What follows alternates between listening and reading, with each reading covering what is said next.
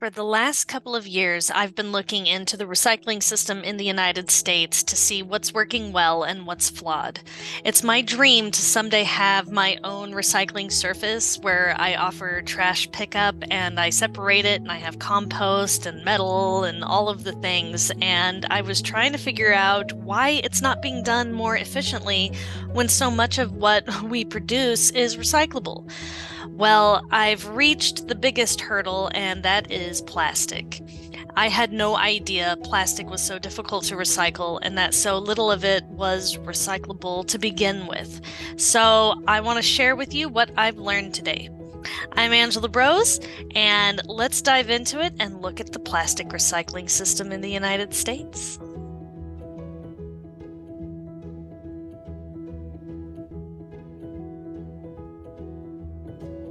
So, like many people, I put my plastic bottles and plastic jugs in the recycling bin with full confidence that it's being recycled, but unfortunately, that's really not the case. We've been misled, and turns out only about 5% of plastic is actually recycled in the United States.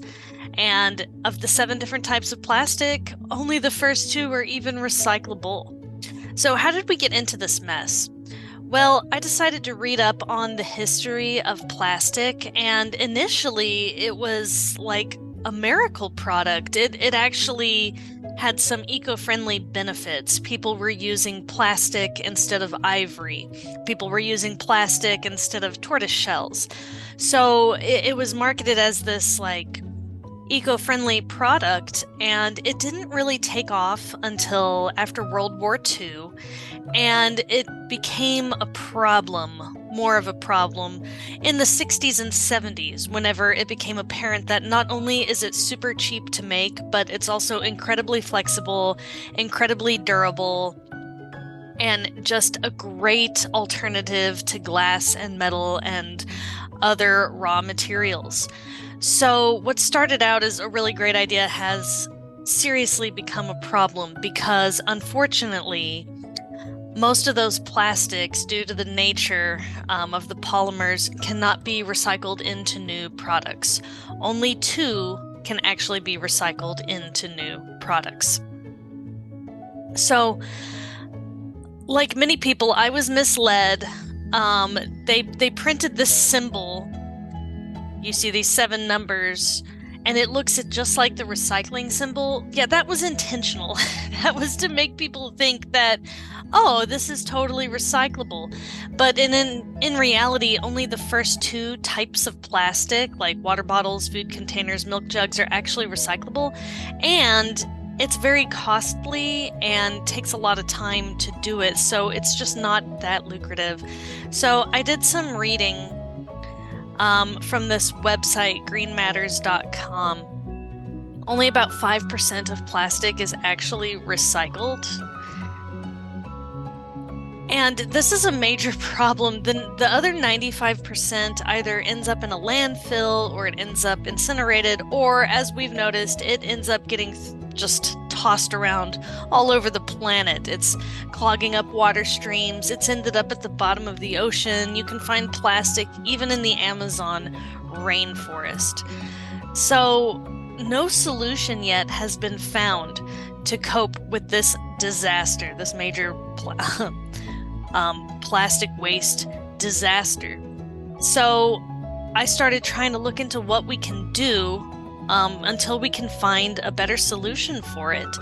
And the best thing we can do as consumers is to try to wean ourselves off of single-use plastics for now. We have to turn the tap off before we can fix the leak, essentially.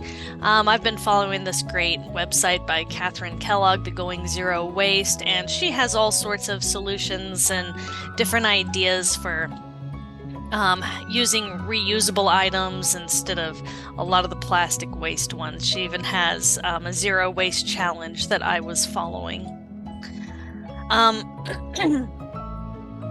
But that's not to say that there aren't various businesses trying to do something about it. Like Precious Plastic, they have molds. You can get the community involved and you can actually make a variety of products with these molds. You can buy the machines, and that looks like a lot of fun. And then there's other ones like Beyond Plastics. They're also working to fight plastic pollution, to enforce plastic bag bans, and different ways that we can get legislation involved to solve this crisis. But ultimately, we're going to have to get corporations involved. They are responsible. They need to be the ones shifting the narrative and not putting all of the burden on the individual, because the individual is not responsible for this problem. But there are a few things you can do right now until we come up with a better solution. Don't use plastic water bottles, use a reusable one.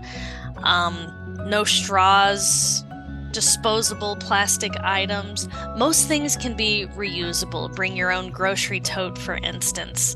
And I'm going to continue to try to research a way that we can recycle these plastics, because it's a challenge.